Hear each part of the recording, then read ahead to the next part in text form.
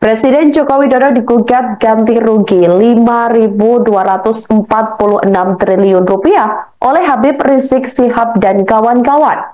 Pengadilan Negeri Jakarta Pusat atau PN Jakpus bakal menggelar sidang perdana gugatan tersebut pada Selasa 8 Oktober 2024 besok.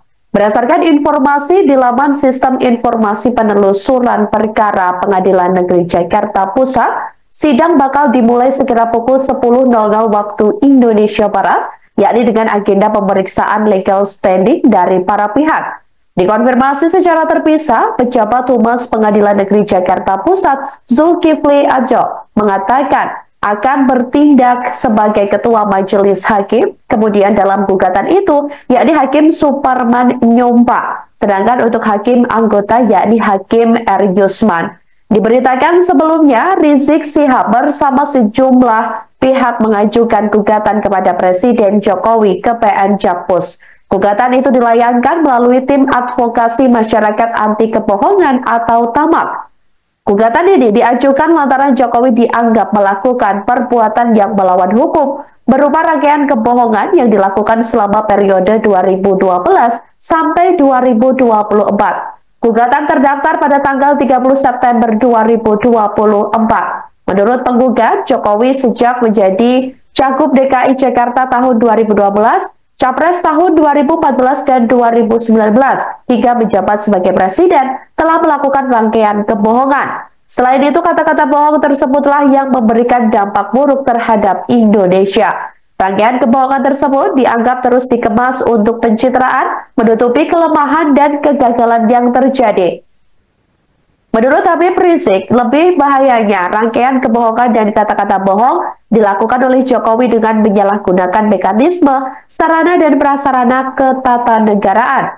Menurut penggugat, bila kebohongan dibiarkan tanpa ada konsekuensi hukum, maka akan mencoreng sejarah Indonesia, yakni yang menjunjung nilai-nilai kejujuran dalam kehidupan berbangsa. Adapun hal-hal yang disebut sebagai kebohongan Jokowi diantaranya, pertama, kebohongan terkait komitmen untuk menjabat Gubernur DKI selama 1 periode penuh atau 5 tahun dan tidak akan menjadi kutu loncat. Kemudian kebohongan mengenai data 6.000 unit pesanan mobil SMK.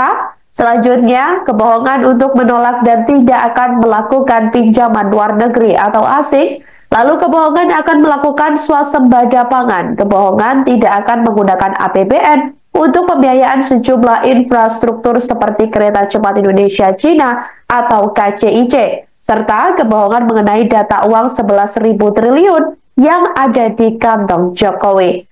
Karena kebohongan-kebohongan tersebut, para penggugat meminta Presiden Jokowi membayar ganti rugi material sebesar nilai utang luar negeri Indonesia periode tahun 2014 sampai dengan tahun 2024. Kemudian untuk disetorkan kepada kas negara atau nilainya 5.264 triliun rupiah tersebut. Ia pun meminta agar negara menahan pembiayaan atau tidak memberikan rumah sebagai mantan presiden kepada Jokowi. Begitupun meminta negara untuk menahan atau tidak memberikan seluruh uang pensiun Jokowi. Merespon hal tersebut, staf khusus Presiden bidang hukum Dini Purwono meminta upaya hukum yang disediakan oleh konstitusi tidak digunakan secara semena-mena hanya untuk mencari sensasi maupun provokasi. Ia menuturkan sejatinya pengajuan upaya hukum merupakan hak bagi setiap warga negara. Namun menurutnya setiap upaya hukum harus dilakukan dengan serius dan bertanggung jawab. Dini juga menjelaskan masa pemerintahan Presiden Jokowi 10 tahun lamanya tidak lepas dari kelebihan dan kekurangan. Namun, ia meminta masyarakat yang menilai sendiri terkait kinerja dan pengabdian Presiden Jokowi kepada masyarakat, bangsa, dan negara. Istana, dikatakan oleh Dini, tidak bisa memberikan tanggapan lebih jauh karena gugatan dilayangkan ke pengadilan negeri.